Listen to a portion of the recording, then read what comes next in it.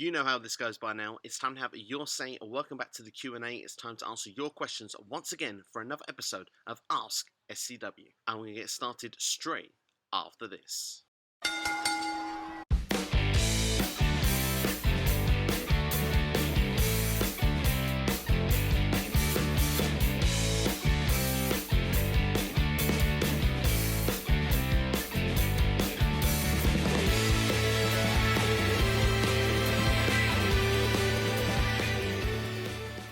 Just before we get started this week, just to let you know that SCW Rewind will be returning this Thursday with the latest retro review, No Mercy 2007. The show you voted for in the community section will be reviewed this Thursday.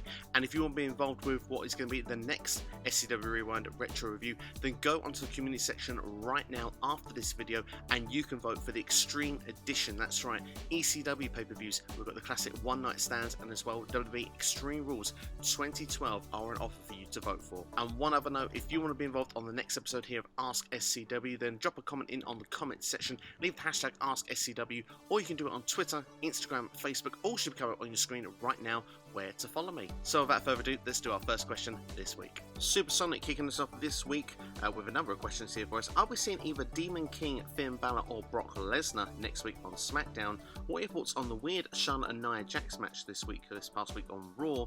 And will we see some surprises on SmackDown next week? Great way to kick off the video. And of course, Madison Square Garden will be the host of SmackDown next week, and they have got a stacked show in store. And of course, they've already announced that Brock Lesnar will be in the house, but I'm imagining that this question is more related to the end of SmackDown, what we've just seen this past week, Roman Reigns retaining the Universal Championship against Finn Balor. Of course, as he was going back up the ring aisle, we got the little bit of red lighting and a little bit of sound as well going through. It felt to me like the sound of what we would get when we get the Demon King Finn Balor. So for me, in my personal opinion, next week on SmackDown, yes, we've got Brock Lesnar, but I think that is referring to Finn Balor, because I believe that Brock Lesnar and Roman Reigns next week on SmackDown probably will set up a future match for them at Crown Jewel. I don't think that's taking place at Extreme Rules, and Extreme Rules does seem a fitting place to have the Demon King return. So for Finn Balor, this would be a nice placeholder to do that match. And the thing is,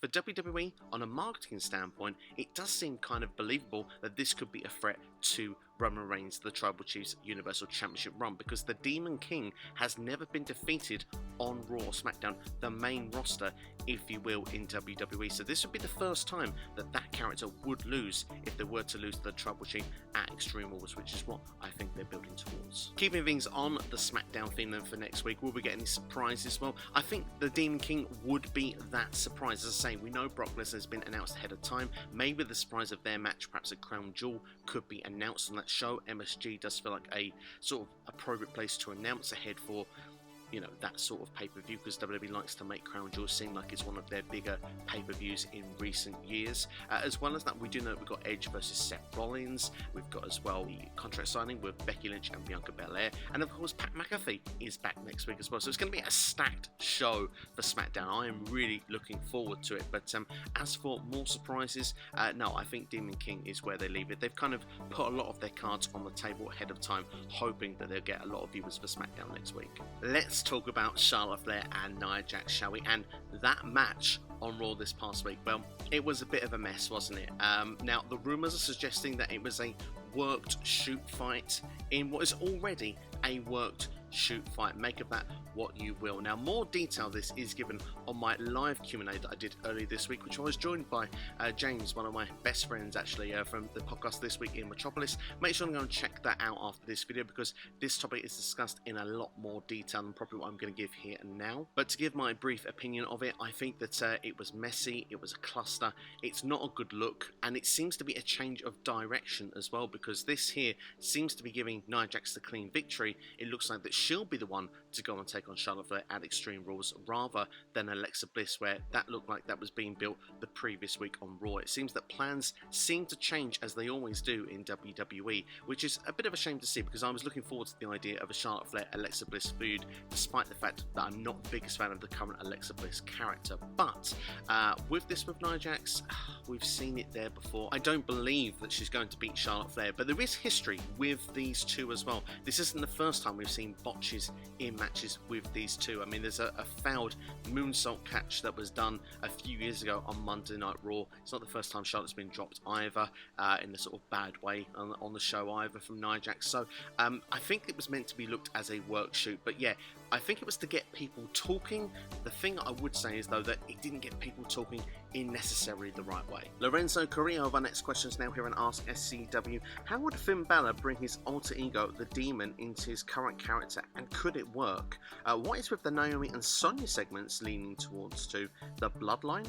And how will WWE bring back Sasha Banks? 3 fantastic questions there for us, and going back to Finn Balor and this Demon King once again then, well, it feels that where Finn Balor has been wronged so many times here. I mean, he's wanted to, be Finn Balor that would be smiley before, didn't work out. He had to go back to NXT to re-find himself, if you want. He's come back as a prince, and he said he's going to take no prisoners this time. And now he's come back, he's come straight for the top title. He's not waiting for an opportunity, he wanted to take it. But of course, it's still being taken away from him. Finn Balor has realised that just being, Finn Balor, just being the prince, doesn't seem to be enough here to get this proper one-on-one match with Roman Reigns for the Universal Championship. You look at this, with SummerSlam, it got taken away through Corbin and then Cena with the contract signing. This past week on SmackDown, the Usos jumped in before the start of the match. It feels with the Demon King and with this character coming out that he's not going to be taking any prisoners, and that perhaps this stuff isn't going to get in the way for him to get his proper one-on-one match with Roman Reigns. So I'm guessing that's going to be the depth, if you want, of what brings this character back. And can it work?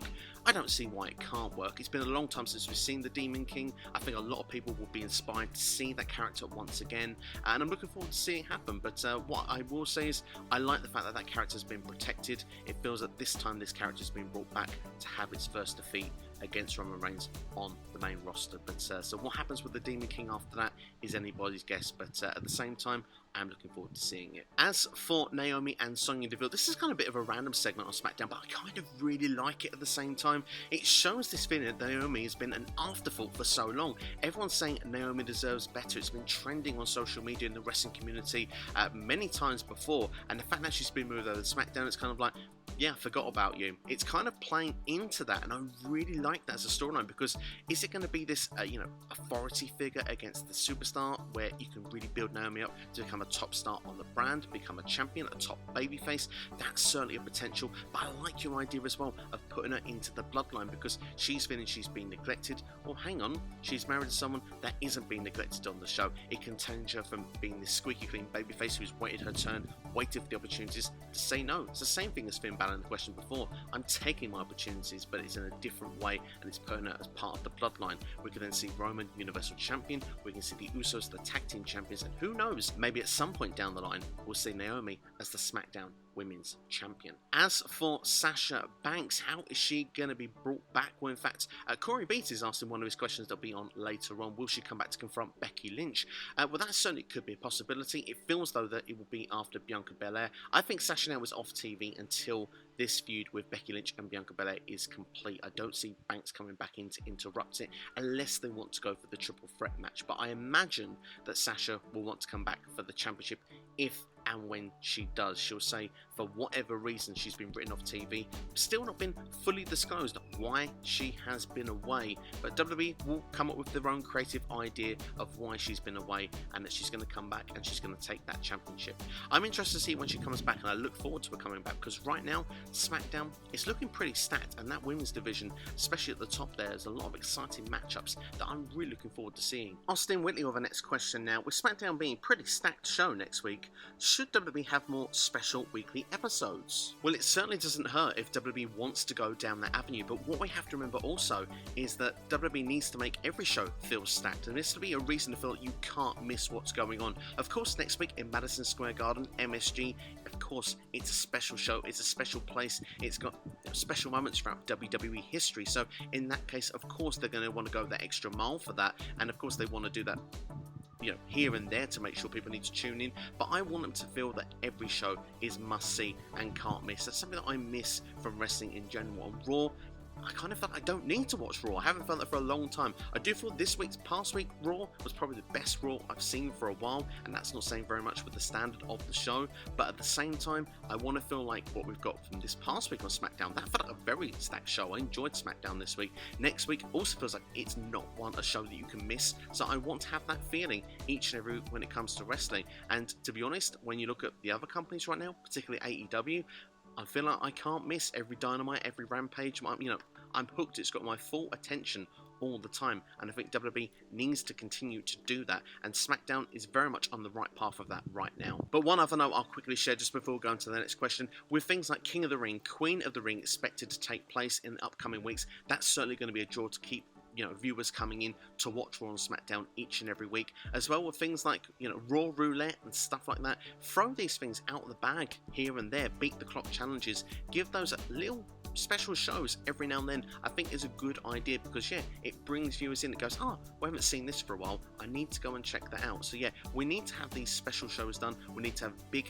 fight feel shows as well. We need wrestling just to feel can't miss, and I've got to give props to WWE for SmackDown, because next week in MSG it's definitely can't miss. And what we saw this week, if you missed it, you missed out, because SmackDown was a very good show. Alexander Big Dut 18 of the next two questions now. Why did WWE bring up Toni Storm if they didn't have any plans for her? And other than the top stars, shouldn't WWE work on building more people in the mid-lower card so that we don't see the same people all the time? Well, you'd think that, wouldn't you? You'd think that WWE want to probably focus on looking at the mid-card, the lower card, and going, where are our next stars? Where are the people that we're going to turn into the next Roman Reigns? The people that can challenge in sort of 6 months, a year down the line. You'd think that'd be WWE's prerogative, but no, we seem to, concentrate on bringing back Goldberg and bringing back Brock Lesnar. Now, don't get me wrong, it's good to have star power. We mentioned that in the last question, to feel special, to use stars and make things feel that extra level up. But while bringing those talents in,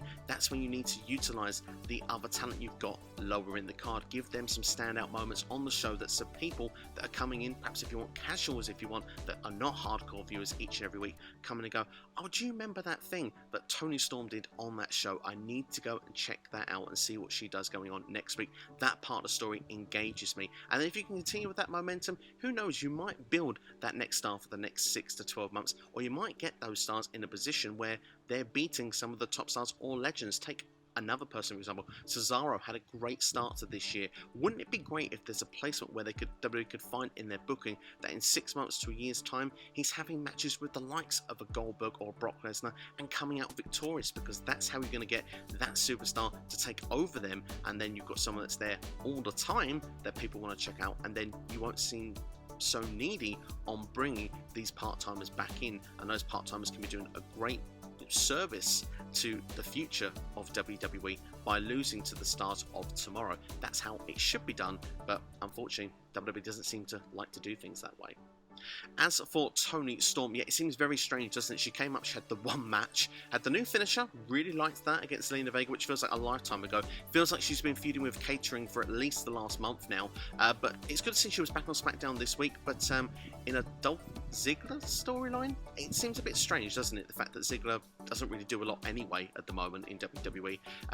Okay, he's jobbed to Rick Boogs for the last couple of weeks, but it doesn't feel like it's a long-term storyline that's going anywhere. I wouldn't be surprised. The WWE Draft is coming up, of course, later this year. I think that they probably realised they've made a mistake here. With Becky Lynch coming back, there isn't really a place that, we've only got a 2-hour show.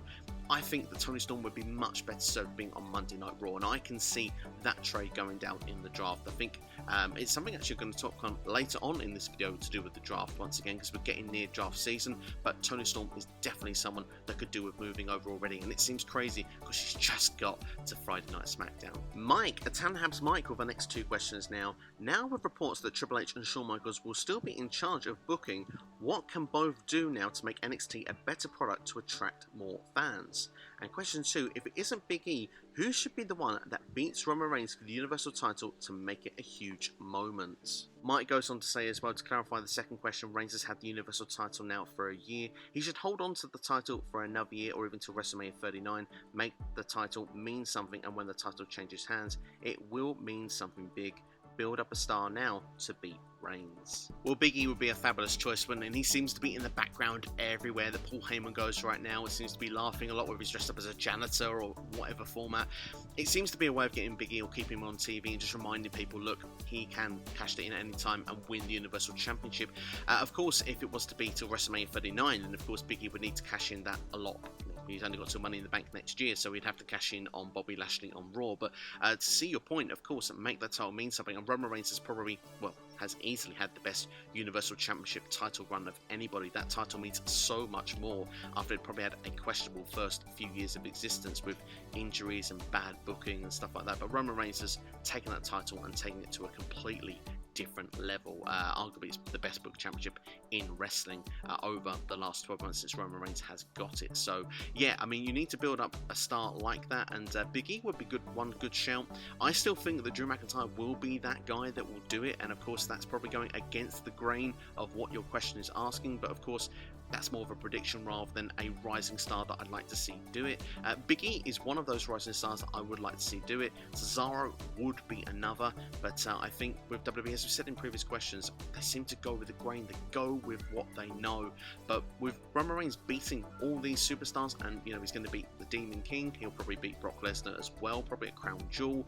You know, it continues to make and give momentum to this championship. So like you say, the person that does beat Roman Reigns for it is going to get one heck of a rub, and if I had someone that I'd want to take it, it would be Big E. As for NXT, breathe a sigh of relief. That's right, Triple H and Shawn Michaels still going to have a lot of the creative control, but of course Vince, Bruce Pritchard and all those guys will be quite hands-on with some of the decisions that will be going on, but of course perhaps not in a creative standpoint. I just hope they can work together. The idea of what to make NXT successful, Vince obviously has a vision of what he wants to see in NXT. That influence is going to be put down onto NXT.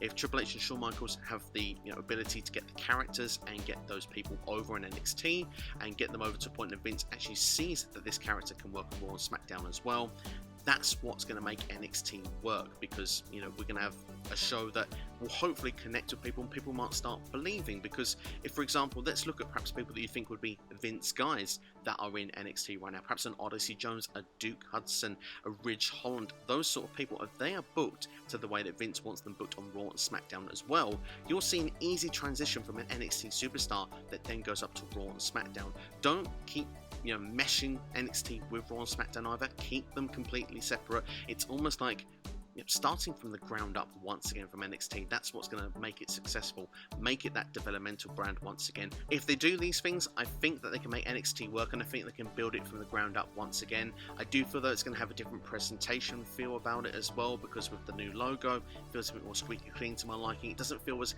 metal, as grungy. I think they want to make it more accessible and more family friendly. If you want more sports entertainment, it's going to be almost like WWE developmental rather than being a completely different identity, and I think that's what they're going to try and make it connect with perhaps a more wider audience, if you want, rather than just a casual one. But what happens to a lot of the superstars, maybe sort of the guys that have been around for a long time, like the Ciampas, the Garganos, or even sort of talents that are getting over that probably won't be seen as future WWE champion contenders, like Cameron Grimes, if you want, LA Knight, certainly stars in their own right though, but maybe those people get moved up to Raw and SmackDown. Maybe try and freshen up those shows, because goodness, they need them. And maybe there is always the fear of the grain that they won't be booked well and won't be booked right, or will be having to change their characters or end up looking like Karrion Kross. But at the same time, perhaps they'll have a chance to at least freshen up what we have for Raw and SmackDown in the meantime, and with these stars then that we're using for this developmental NXT, build it from the ground up, and then perhaps in the next 5 years or so, we really will start seeing results where NXT feels really believable as that brand that actually builds stars for the future, because NXT arguably lost its identity many years ago of what it was meant to be. Jerry of our next question now: why do people who hate Vince's mass firings and Vince's bad decision practices continue to subscribe to Vince's network, watch Vince's YouTube, buy Vince's merchandise, and go to Vince's live events and continue to give money to Vince's shows? Isn't that hypocrisy? Talk about a loaded question. Wow, not holding back at all. Say what you really feel, Jerry. That's what I want to say on this one. I want to hear what you really think about this. But no, seriously, you could say it to a level, but what I would say is, as someone who is a wrestling fan, who's someone that perhaps if you look at, say, I don't think the WWE is anywhere near as good as what it was back, say, if you want, in 10 years ago, 15 years ago, 20 years ago. I feel like that it's probably at its hardest stage to watch, and like you say, there are some bad decisions that are made that make it a difficult watch. But do I continue to subscribe to the network? Yes. Do I continue to watch the shows? Yes. But a lot of the time I do that in hope it's going to get better. I think a lot of fans that are WWE fans have been with it for many, many years. You're talking people that have been watching since the 2000s, the 90s, and just want to see a WWE that they grew up with, that they, felt was what they were watching before. We get institutionalized with, like, WrestleMania is the biggest thing, with Royal Rumble, SummerSlam, Survivor Series. Those are the shows. They are what means something. You grow up feeling that way. So yeah, it's not easy to just turn around and say, I'm going to turn my back on it. But there are many fans who've said, I'm going to find alternatives. For someone like myself, I love wrestling, so it doesn't matter if I'm watching WWE, AEW, Impact Wrestling. I might, have a Butchers at Wrestle Kingdom for New Japan in January. That's just how it is. Do you know what I mean? I like to watch wrestling, so I'm going to support it in any format because I get a lot of enjoyment out of watching it. At the same time, though, you mentioned about the firings. Yeah, I come on here and I say I'm not a fan of them, and I'm not. Of course, you look at WWE, I think it was a bad business plan of stockpiling talent on the roster to just stop them from going anywhere else. It felt like it was a direct hit of AEW won't get off the ground. But look, with WWE right now, it's all about profit margin. That seems to be what Nick Khan's game seems to be with his role in the company. And I do feel that it's sad to see a lot of people lose their jobs, but it happens in all different fields of life. And, I don't stop going to my favourite burger chain if they've decided to release a lot of people from flipping burgers. I still enjoy that burger, so I'm going to go to the place and eat that burger. So I think it goes in all forms of life, unfortunately. But with what I will say from a wrestling perspective, there are a number of talents who, when you see that they've gone and their 90-day compete courses are finished, you hear them on the podcast they go on. A number of them are happy to be away. They're happy to, get out there and show what they can do once again, rather than being stuck in catering. I think it's much nicer that we can see talents flourish, like that have gone to Impact and AEW and shown these different styles of them really getting over, rather than just not doing anything on TV. You only have a window for so long to be a professional wrestler, and you never know when your time to shine is going to be. You don't want to waste all your best years doing nothing. So I look at it from both sides of the coin on with that one. And, for a lot of people, there are a lot of people that have boycotted WWE. And if they feel that was the choice for them, then rightly so, and feel free to do that. If you're supporting wrestling in any format, you're definitely doing something good for the wrestling business, because there's great, indie promotions, indie talents, probably local to where you are. There's, smaller companies that could do with the support, like, arguably they're big companies in their own way, but certainly they could do with more of a fan base to give them that support, like Ring of Honor, NWA, Impact Wrestling. And it's great to see that there are a lot of hardcore dedicated fans. There is something for everyone, and there is a lot more out there, MLW and all these other companies that people now can go to and support, and it's a lot more accessible than it would have been for us when growing up. So there's a lot more option as well, and you've got to support it all the way around. But I think the big main answer to your question is a lot of people with WWE have been loyalists for many years. It's not so much hypocrisy as more like that's what they've grown up with, that's what they knew, and that's what they want to see as doing better. And whether that means it's Vince in charge or someone else, WWE, it still is the biggest show in town. It's the one that gets the most headlines, gets the most attention. So that's probably what a lot of it comes down to. Skate uphill with the next two questions now here on AskSCW. Do you see AEW creating women's tag titles in the next 12 months?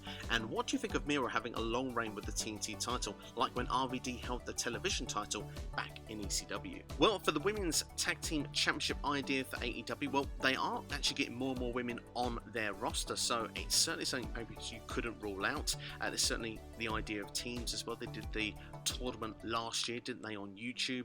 Now we've seen Anna Jay return this past week on AEW as well with Ty Conti. They're sort of a team, aren't they? We've seen Penelope Ford and the Bunny sort of create a bit of an alliance as well. Maybe there'll be more alliances going forward. We saw with Empower, Red Velvet as well in a team as well on there. So it's certainly a potential something that they could look to explore in the future. I don't think it's something they're going to do in the short term though. And you said 12 months.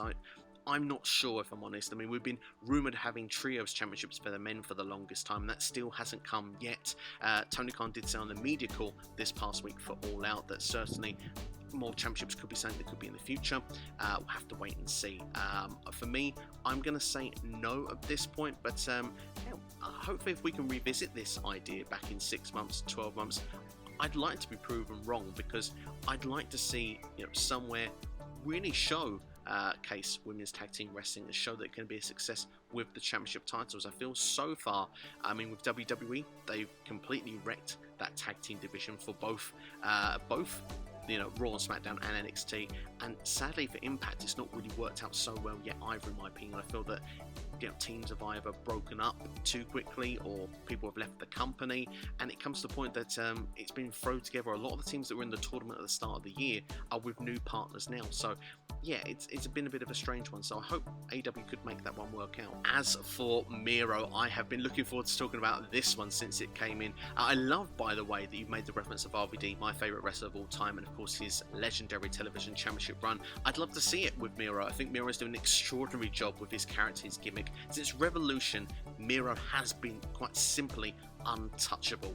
He's been fantastic in the ring. His gimmick is so believable. He's destroying athletes left, right and centre, and let's be fair, his one-liners he's got backstage where he makes reference to being God's favourite champion, and then to the superstar, and then something regarding his wife, where the only time that he's on his back is in the hotel room after victory to his wife. It's just like it's just incredible lines that are coming out from Miro. It's unbelievable, and I want to see this Miro for the longest time going forward. It probably means by the time you're watching this, Eddie Kingston is your new TNT champion, but I did predict Miro to retain. I think Miro looks like he's a believable monster that shouldn't be beaten so easily. I believe, in my personal opinion, Miro has got a lot of mileage left as TNT champion. I'd like to see it till minimum Full Gear, perhaps even Revolution next year. But yeah, I think Miro's doing a fantastic job right now as TNT champion. Wrestling by Waldridge with our next question now. Who do you think is the next in line to win each title in All Elite Wrestling? Great question, this one. It's always dangerous to answer this on the night of a pay-per-view, because at least one or two of these titles will probably change hands. So, I mean, take into account that everyone could be the new champion by the time you're watching this, but we'll start with the Tag Team Championships, because that's the one I've actually predicted will change hands this evening. I predicted that the Lucha Bros will beat the Young Bucks, but should that not go down, I will go for Santana Ortiz, Proud and Powerful, because they've got the show at New York coming up. They've just beat FTR. Certainly could be a potential as future #1 contenders if the Lucha Bros don't get the job done this evening. Just before I go to another title, those three teams, I still want to see that in a three-way dance. I feel that could be like the Hardys, the Edge and Christian, the Dudleys of our generation. If those three teams were put together in that sort of environment, like a TLC match, would be amazing. So AEW, Tony Khan, if you're watching this, please book that at some point in the future. I've waited years since you put these three teams in this company to do that. As for the Women's Championship, Dr. Britt Baker, DMD, I think Thunder Rosa is your next one to take the championship from her. I don't know when that's going to be. Of course, you could say Ruby Soho could be a potential if she debuts within the company tonight, but I will stick with Thunder Rosa because I think that she should be pushed to be your next AEW Women's World Champion. As for the TNT Champion, we mentioned Miro as should be a long-standing champion, as he's not going for the World Championship at this stage. And of course, when it comes to New Japan, he's been going for the IWGP United States Heavyweight Championship. I think that Jon Moxley should go down to that area, because the TNT Championship isn't treated as a mid-card championship. So I'm going to go and stick my neck out and say Jon Moxley, especially if Miro destroys Eddie Kingston. That would give an excuse for Moxley to go for the TNT Championship. As for then the AEW Championship, it's got to be Hangman Adam Page, hasn't it? It's the story we all want to see. Kenny Omega feels like he's had the one-upsmanship on Hangman for all this time, and it feels that Hangman, every time he's just got that close to the World Heavyweight title, it's just been taken away from him, and he's been that sort of force of insecurity as well. It'd be great for Hangman to get that moment and become world champion. No, it's probably going to be the biggest pop in AEW history. if and probably when he wins that championship. And I don't feel we're that far away from it. I feel it's either going to be Full Gear or Revolution that we're going to get that moment. So yeah, Hangman Adam Page to be the one that should defeat Kenny Omega for the AEW World Championship. Botched shots and chair shots of our next question now. Do you think that someone like Kenny Omega or Jon Moxley would flourish in the 1970s or 80s territory scene, or are they made for today's wrestling? I really like this question. I think this is a fun one that's been thrown in this week, and to be honest, certain wrestlers are generational talents. They work for their specific time, but some are timeless and they can work in any generation. You take like a Ric Flair, and I think, you know, he's shown how he can keep that legacy going and how he still be relevant today. If he was actually, you know, still like what we saw the 1980s or 1990s Ric Flair, I'm pretty sure that Ric Flair would still be thriving in this generation. And I look and say that, you know, Jon Moxley, for example, could be like a Terry Funk, would be, you know, ruling territories back in the 70s, 80s. I think he would flourish. I don't think it'd be any problem with Jon Moxley. I think as well, when you go even further, like Attitude Era and stuff like that, Moxley, that's a talent that could work at any time frame in wrestling. Kenny Omega is the same, and I mentioned Ric Flair before because it's kind of the comparison I'm sort of going to try and make here, because, you know, Kenny Omega can do it all in a wrestling ring, and I do think that he would thrive as well in those times. Territories, I think, would have worked really well from them. I think it's great in the modern day age that we see these companies that have, you know, all the top talents from all over the world, where, you know, back then it probably was very unlikely you'd get a match if those two were in different territories to try and get that to make that work together as well. So yeah, I'm really pleased that we have what we have today, but I do think these talents would flourish in any era of wrestling. Corey BT, of our next question is now, who do you think will be the one to dethrone Roman Reigns? As we said earlier in the video, I'll do this one very, very quickly now. I think it'll be Drew McIntyre, would like it to be Big E. As well as that, will Edge vs Seth Rollins be a trilogy? Will Sasha Banks return to confront Becky and Bianca during their contract signing? Will Jon Moxley turn heel in AEW soon? And will CM Punk and Bryan Danielson become a team? So Edge and Seth Rollins, I do think that will be a trilogy. Yes, I'm expecting Seth Rollins to get the victory in Madison Square Garden. I think that will lead then to the rubber match at Extreme Rules in an extreme type stipulation match, which I'm really looking forward to. So yeah, I do think that this will be a trilogy. As for Sasha Banks, no, I don't expect her to interrupt the Bianca and Becky contract signing. As I said earlier in the video, I think Banks will be around after this feud is done. I don't see Banks being involved. Perhaps maybe it could become a triple threat in a couple of months down the line, but I think right now the sole focus will be to have that one-on-one match with Bianca versus Becky. As for Jon Moxley, as I said just a couple of minutes ago, I think he could thrive in any era. He can thrive in any role as well. He's been great at the babyface. He's been great as a heel, but I do think he'll stay as a babyface for the time being. I think the Wild Thing theme song is so over. Fans are singing along to it. I don't see Jon Moxley changing to a heel anytime soon. I think he remains babyface in AEW for a time to come yet.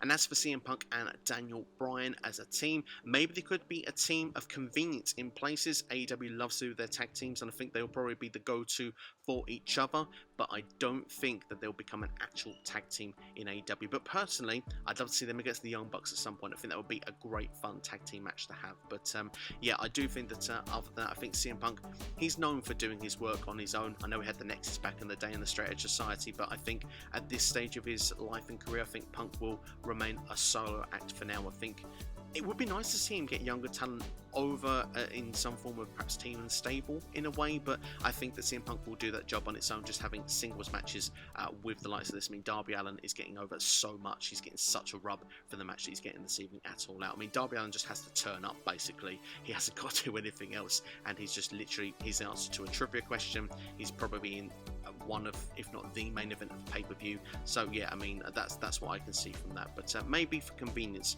we may see Punk and Bryan as teams at some point in AEW. And last questions this week come from FAF Wrestling. Would you consider doing any video gameplay like GM mode? That would be pretty cool.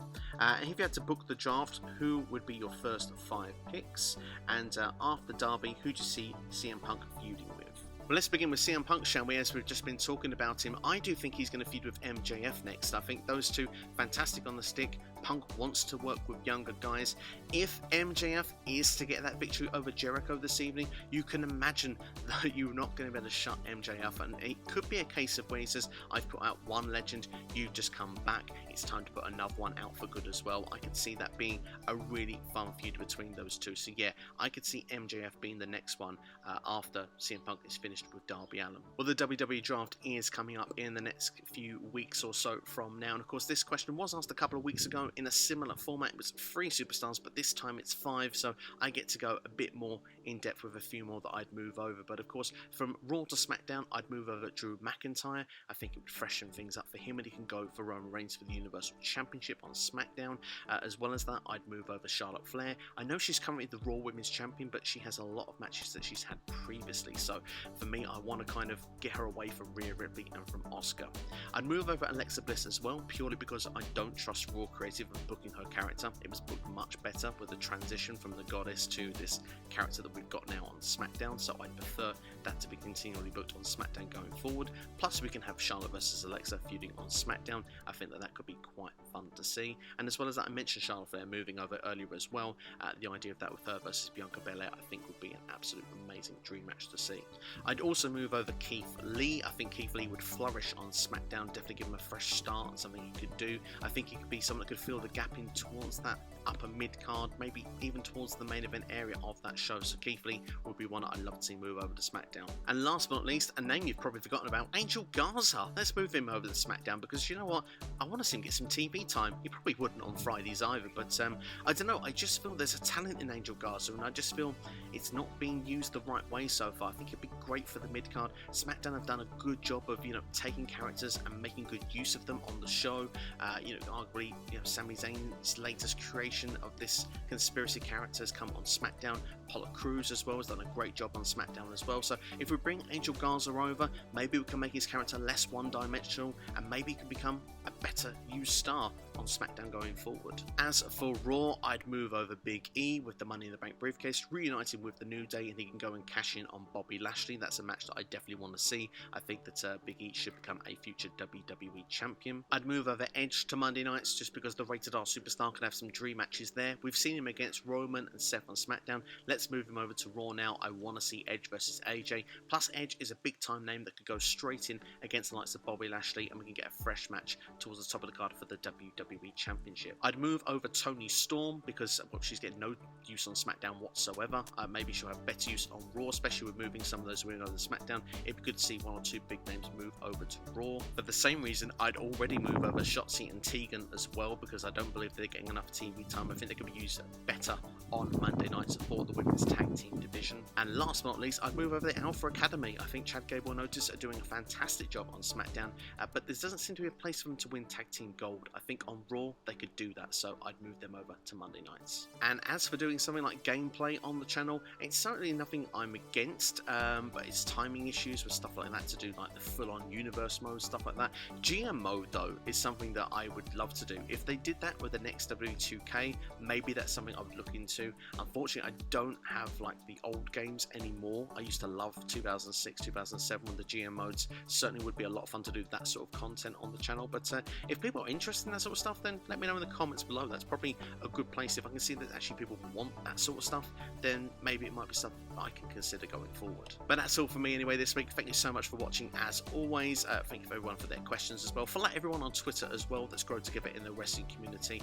Make sure as well to keep an eye out on the channel as well for more videos that will be dropping next week, including the retro review as well, which will be No Mercy 2007. That'll be dropping on Thursday. The live Q&As are back as well. We're doing that once again on Wednesday this week. That'll be around 9:45 PM to 10 PM UK time, but of course I'll drop the link on the channel throughout the week. So perhaps best to like, share and subscribe to the channel if you haven't already. So like the video, share it, subscribe to this channel, hit the bell, turn that notification on to all, each and every time a video is released. But that's all from me anyway. Thank you for watching. Have yourselves a great day. You've been watching Ask SCW here on YouTube. Enjoy the rest of your Sunday.